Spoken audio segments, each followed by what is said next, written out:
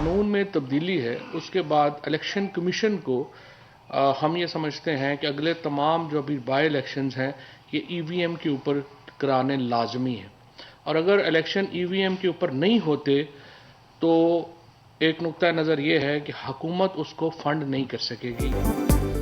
कानून में तब्दीली हो गई, इलेक्शन कमीशन पर तमाम ज़िमनी इंतखाबात इलेक्ट्रॉनिक वोटिंग मशीन से कराना लाजिम हो गया। वज़ीर इत्तलात की मीडिया को ब्रीफिंग बोले फंड्स उसी वक्त जारी करेंगे जब इलेक्शन ईवीएम से होंगे। फवाद चौधरी ने बताया काबीना इजलास में राना शमीम के मामले पर भी बात हुई। राना शमीम ने इस्लामाबाद हाई कोर्ट में बयान दिया कि शाया होने वाला बयान हल्फी उनका नहीं। वज़ीर इत्तलात ने बयान हल्फी नून लीग की साजिश करार दे दिया।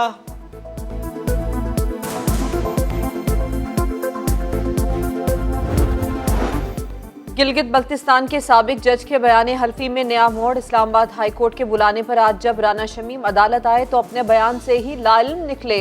अदालत को बताया कि जो बयान हल्फी अखबार में छपा वो उन्होंने अभी तक देखा ही नहीं। असल बयान हल्फी में क्या लिखा है वो भी देखना पड़ेगा। चीफ जस्टिस अतर मुनल्ला ने रिमार्क्स दिए कि मामला मजीद पेचीदा हो गया है। राना साहब, आपने इस अदालत पर लोगों का एतबार मुतासर किया। अदालत ने 7 दिसंबर को असल बयान हल्फी और तहरीरी जवाब समेत तलब कर लिया। कोर्ट में केस है मेरा बेटा, बस मैं कोई बयान नहीं देना चाहता, कोई स्टेटमेंट बयान हल्फी और आप भूल गए हैं कि मैंने कोई बयान हल्फी भी दिया। कोर्ट में बात करूंगा मैं। साबिक चीफ जज राना शमीम ने समाअत के बाद सहाफ़ियों के किसी सवाल का कोई जवाब न दिया। कहा जो बयान देना है अदालत में दूंगा। बेटे ने कहा कि वालिद के बयान हल्फी का मामला तौहीन अदालत का नहीं बल्कि 2 साबिक चीफ जस्टिस का है, तहकीकात होनी चाहिए।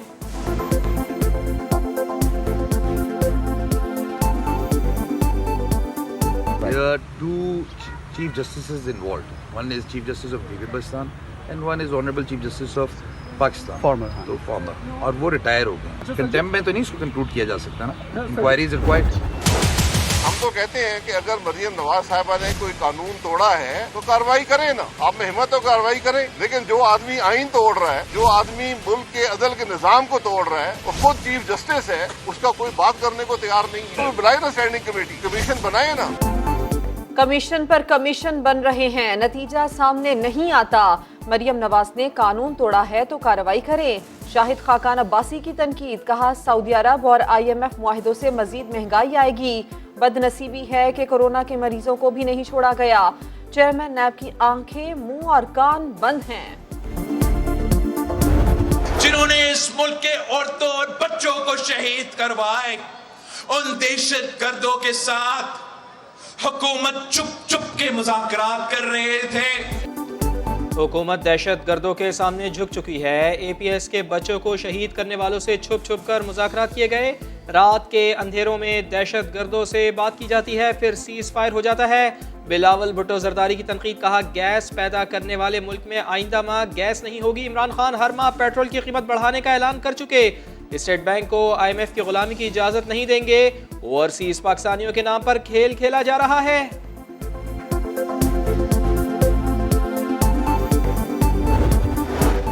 हुकूमत पिछले कर्जों की अदायगी के लिए कर्ज लेने का झूठ बोल रही है। हकायक और दस्तावेजात PTI हुकूमत के झूठ की नफी कर रहे हैं। ऑपोजिशन लीडर शहबाज शरीफ की तनकीद। कहा हुकूमत रही तो आइंदा बरस सिर्फ कर्ज पर सूद की अदायगी ही हो सकेगी। दिफा, तनख्वाहों, पेंशन और हुकूमत चलाने के लिए भी कर्ज लेना पड़ेगा। NA-75 डस्का के ज़िमनी इलेक्शन में धांधली का मामला। इलेक्शन कमीशन का मुलाविस अफसरान के खिलाफ फौजदारी कार्रवाई का फैसला। मुतालिका शोबाजात से फौजदारी शिकायत का ड्राफ्ट मांग लिया। महकमाना कार्रवाई के लिए इंक्वायरी कमेटीज की तश्कील के लिए भी सिफारिशात तलब।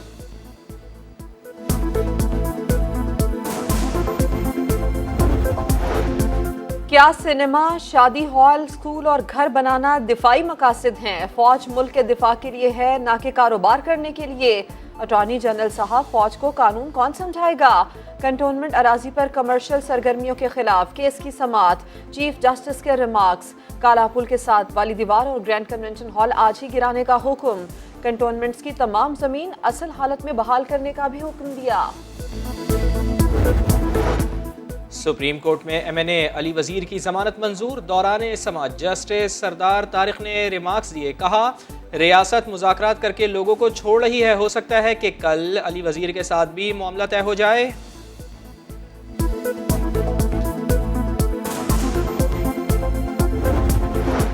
कोरोना का नया वेरिएंट यूरोप समेत 15 मुल्कों तक फैल गया। कनाडा में मजीद 2 केसेस रिपोर्ट।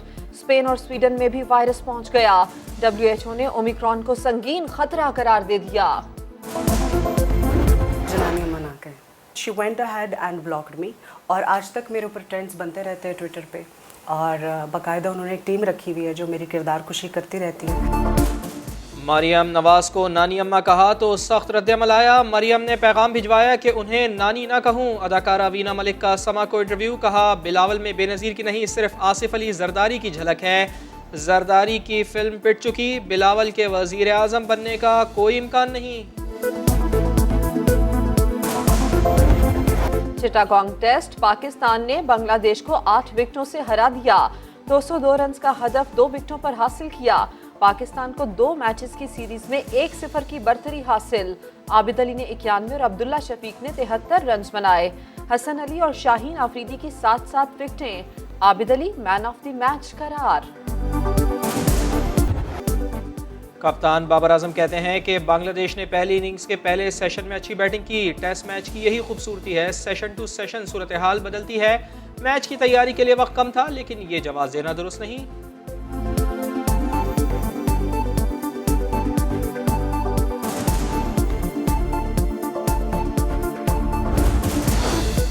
भारतीय टेनिस स्टार सानिया मिर्जा की लाहौर के टेनिस कोर्ट में practice. International tennis star Asamul हक और अकील खान भी शरीक हुए।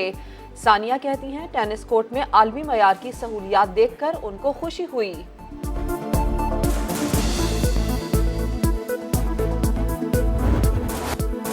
और एक तिलिस्माती दुनिया, ख्वाबों की सरजमीन, 4 सू सब्जा ही सब्जा, बल खाती नागन झील, झिलमिल करती आबशारें, बर्फ पोश पहाड़ी, ठंडा पानी। थकन उतारने के लिए काफ़ी, आंखें थक जाएं तो नज़ारे शाफी।